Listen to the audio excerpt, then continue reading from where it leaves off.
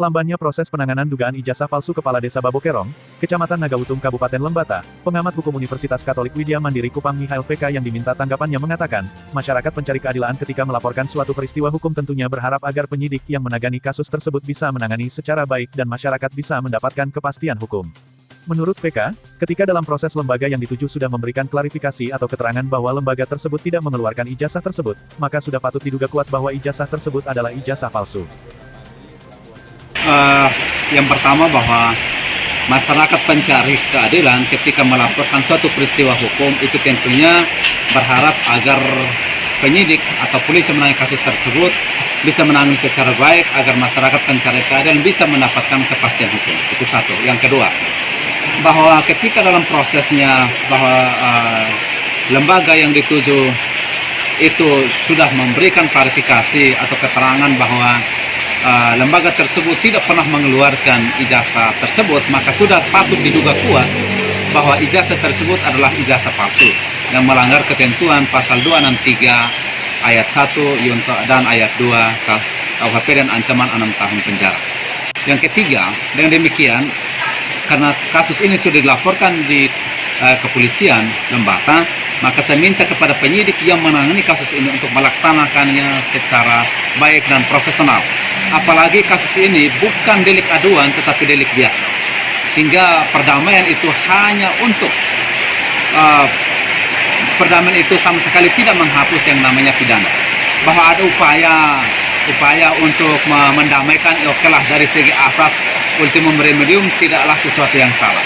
Tetapi apabila yang bersangkutan tidak mau untuk berdamai atau tidak mau untuk mencabut kasusnya, maka sudah semestinya kasus itu ditangani sesuai dengan prosedur formal sebagaimana diatur dalam Kitab Undang-Undang Hukum Acara Pidana.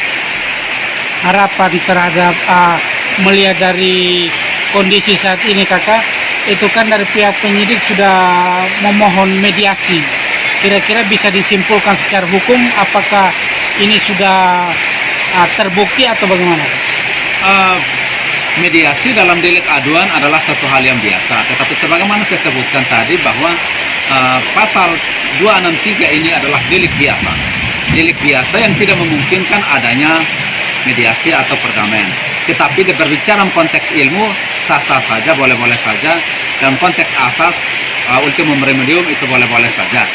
Tetapi terkait dengan adanya tawaran dari pihak kepolisian untuk melakukan mediasi, maka saya harapkan agar hal ini pun dilakukan secara baik, dan ketika yang bersangkutan sudah tidak menyatakan bahwa untuk terlibat dalam mediasi atau untuk mencabut laporan, maka kasus ini harus diserahkan kembali kepada marwahnya, yaitu penegakan hukum yang berkeadilan.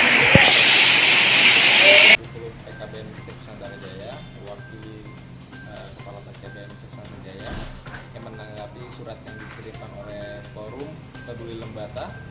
Ada beberapa hal yang sudah kami tanggapi di sini. Yang pertama bahwa terkait dengan ijazah yang kemarin dikirimkan itu memang tidak sesuai karena kami memang baru berdiri pada tahun 2010 dengan ijazah yang dilampirkan dalam surat forum itu adalah pada tahun 1999. Jadi kami menyatakan bahwa ijazah tersebut adalah tidak benar dikeluarkan oleh lembaga kami.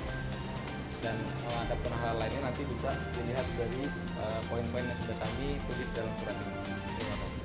Sementara itu, Forum Pemuda Peduli Rakyat meminta pihak kepolisian Lembata segera menetapkan status tersangka dugaan ijazah palsu Kepala Desa Babokerong Muhammad Sogen.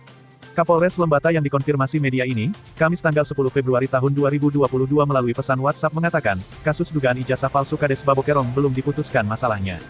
Dari Kupang, tim PNTV melaporkan.